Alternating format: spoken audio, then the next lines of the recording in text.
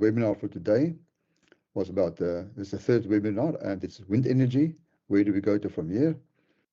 And we had three presenters, Rian van Skalkwyk.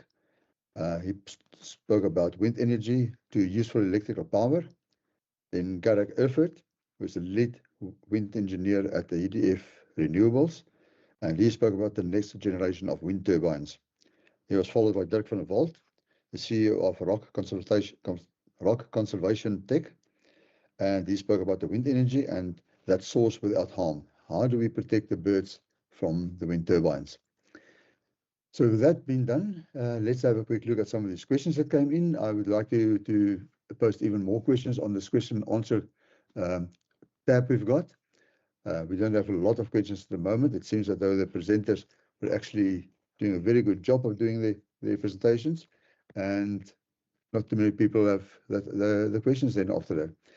We do have quite a few though, and I'll start off with the first one here. Let me just get into. And this is a question for Gareth. There seems to be a growing opposition to large wind farms. The people in Wales vehemently oppose wind turbines in their hilltops. What is your experience in this regard? Thanks, Petrus. I think just comes to lack of engagement and lack of information. The opposition to wind farms can be visual, so it's going to look ugly. It could be noise related, so it's going to make a lot of noise, or it just could be because of vested interests. In South Africa, we see in the Mpumalanga region, there is a strong pushback against wind farms going up because there's coal farms. There are coal power stations there, and people are used to the coal stations. They're familiar with them, and they feel a wind farm will just make people lose jobs. But it's not really the case. And if stakeholders are engaged early enough, you don't get as much opposition as is publicized. If you're talking about the visual impact on top of hills, there's a nice example in Australia where they've painted the towers and the blades to make them both part of the landscape as well as tourist attractions, so that the locals actually don't find them an eyesore anymore, but they find them to be attractive in their landscape. And if you look into the European areas where turbines are literally a couple hundred meters away from residential areas, they don't stand out as much as you'd think because they're normally surrounded by other landscape features such as buildings or even forested areas. Do you think we do enough about public awareness to really advertise the benefits of wind farms? We are definitely on the back foot. I think the biggest publications and the biggest noise is made by people opposing wind farms, whereas the people that are putting them up are just getting on with their job and doing what they need to do, get the approvals and get them spinning. I think our publicists are terrible, and they should do a better job of showing the benefits as well as the attractiveness of wind farms. I must say, I'm here in the Eastern Cape, and I got stuck behind the turbine blade convoy the other day. It took me 2.5 hours to travel 40 kilometers. Okay, another one here. I think, Rian, for you. How practical are wind turbines for the normal household? Can we actually put one in support of PV systems? Yes, we can. I just think that the engineering challenges for wind turbines is often expensive. So we found that the smaller wind turbines, which is available for residential area, don't always have that protection. And then is why we'll see that there'll be, especially around the Cape where I live, you'll see a small wind turbine going up. They last about 2 years and then they get damaged by the storm winds. So I think what's needed on a smaller scale, and I'm sure it will come, it'll spin down from the largest ones, is the better design and a better protection. Okay, for the small ones to survive the storm winds. And then also the second part is actually the power, the delivery of the power of a wind turbine, as I said in my presentation, because if the wind is blowing at the low speed, we found that the small turbines don't generate the power. So you found that people installed a 5 kilowatt wind turbine or 10 kilowatt wind turbine, but when you look at the yield, he gets 1 or 2 kilowatt out of it. And again, I think that will be solved in future with better design and better products. So I think there's still a huge market for the small residential and the medium size. So we found it's not growing as fast as the large scale or as fast as solar. Okay. Dirk, you talk about stopping these wind turbines in 60 seconds. At the speeds they're running at, what's the wear and tear on that braking system if you have frequent stoppages? Is that going to have a huge impact on the maintenance costs? So Petrus, yeah, good question. Everybody always asks around that. So from our, I want to say, practical experience, we are currently protecting almost more than 1,000 turbines with the systems that are being stopped and started and so on. And from the operation, the wind farm side, they've not noticed a significant impact on the wear and tear of those turbines versus other wind farms that doesn't have these systems. So currently, it's not a concern that has been raised or validated from people that are actually doing it. Okay, let's stick to your side of the story. I had one comment here where I'm just going to find it quickly, where they said that painting one blade could stop 70% of the strikes. What's your comment on that? Yeah, so I think there's painting one blade black. It's a study that's been done in Norway. That's after they've had many fatalities. Painting the one blade did give a reduction in fatalities.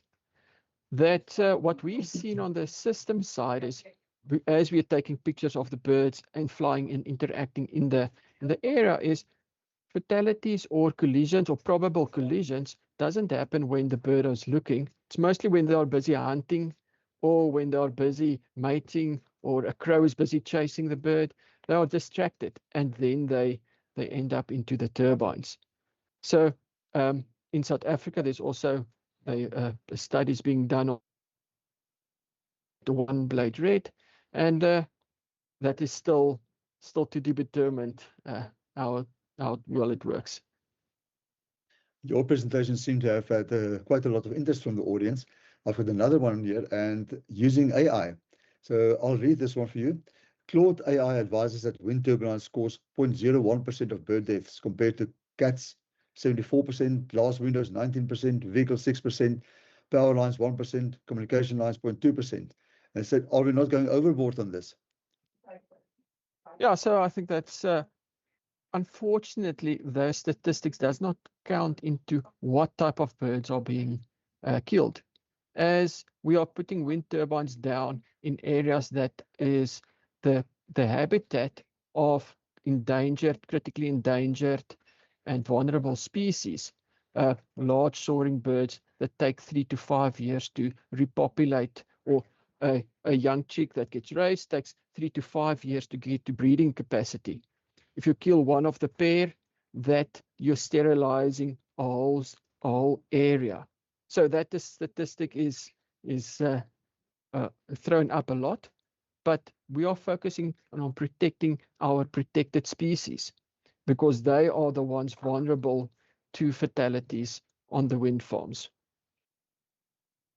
And in South Africa, currently, the average turbine has got between 4 and 12 bird fatalities a year. So that's kind of, but not all protected species, but just general fatalities. And that's been some data that BirdLife has been putting together. Oh, thank you very much. One for Gareth again. What is your view on smaller vertical axis wind turbines for residential use? Why don't you see more affordable options and installations? I'm a big fan of VORTs, and even bigger fan of having a turbine at my house. I have tried to put one up. The city is not a fan, but small VORTs are a great way to go. They're quiet, they're not very obtrusive, and they can be placed just about anywhere. They handle the gusts that you see in residential areas and urban environments quite well.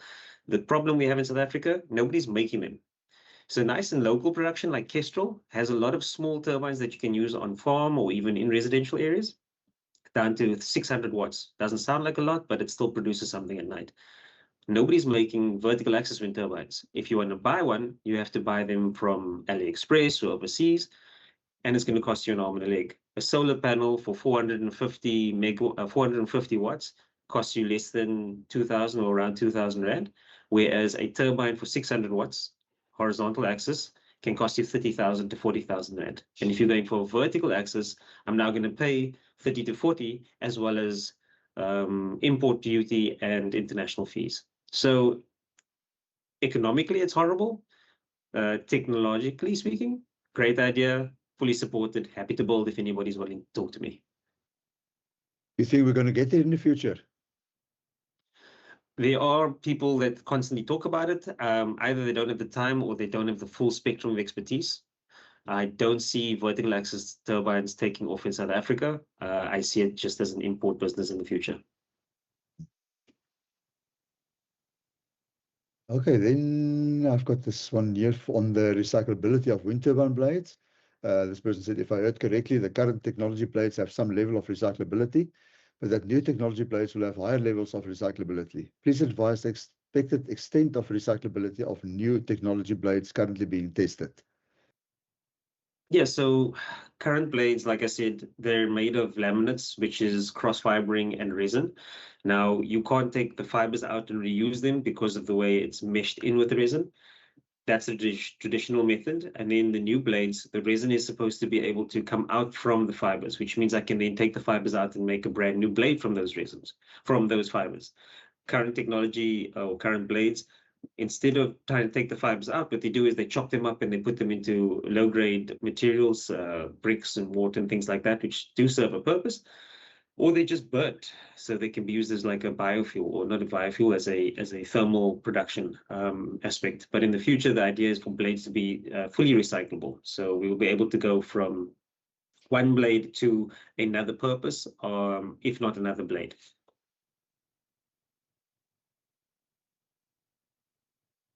Rian, if someone remembers only one concept from your presentation, what do you think that should be? Well, I think the average man often thinks that, wind is something which happens, in the North Sea. I mean, I think the South African wind landscape is really alive and well and growing faster than we think. When I looked at the statistics of the amount of operating wind farms that was added in the last 2 years, I mean, we almost jumped from 4 to 5 gigawatts. So I think the wind landscape is here, okay, and it's here to stay, and it will be growing in future, and it's making a big difference in South Africa. A lot of one of the reasons we don't have those rolling blackouts, one of those reasons is also the capacity added by the wind farms. So speaking to you, what determines whether a site is suitable for wind generation? Sorry, Petrus, just repeat that. So what determines whether a site is suitable for wind generation? Well, I think in the number one, there should be wind, but it's a very complex. The guys that plays in this wind landscape, it is. I tried to show some of that. It is not just putting up the wind turbines where the wind is blowing. It's the whole infrastructure. You need to successfully, transport that energy to where it's needed. And in South Africa, that is a huge player. In the decision where to put up the farm is the capacity on the lines, and that is it. These are really huge costs and huge projects to make this work. Is there in this one Eskom side to actually create more capacity, or are you too much into competition with them? Yeah, I think, like I said, I think South Africa need all the energy which we can get. Okay. Again, I think it's a lot to do. We need to talk about worldwide. In South Africa, there seem to be sometimes this sort of us and you playing fields. And I think there should be cooperation. I think I just think cooperation, and as we mentioned, we need to talk about this, that the wind farms is not the enemy. Eskom is not the enemy. Okay, we all engineers here trying to actually keep the lights on in the country, and all is needed. And I think a lot can be done along the cooperation side as well, the softer side, the people side, and not just the engineering side. Gareth, another one for you. You spoke a lot about the offshore opportunities as well. How practical is it really in South Africa's case? We've got deep waters most of the place, and then we know we have the Cape of Storms. Do we foresee in the longer term that we'll have a lot of offshore capacity? Or if we don't, we're short-sighted. The depth of South Africa's coastline is a problem, but it's not insurmountable. We have floating offshore turbines at the moment that can handle our depths. They just haven't been brought to our seas. And the storms are not even worth talking about. While we do have a Cape of Storms, they have typhoon seasons in China, in the China Sea, and those turbines are sitting pretty, doing fantastic things in those conditions. There has been funded studies from the World Bank to identify locations along South Africa's coast that are best for offshore wind, so that's out there already.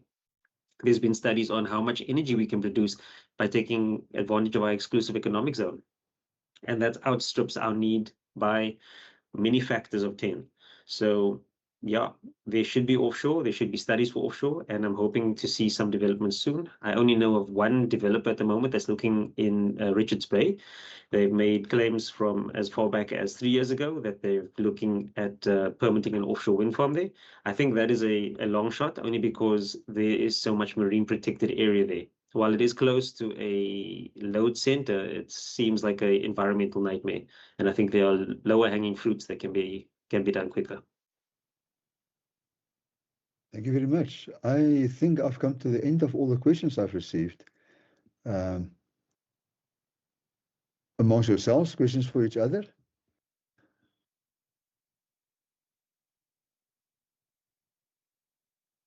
I'm good.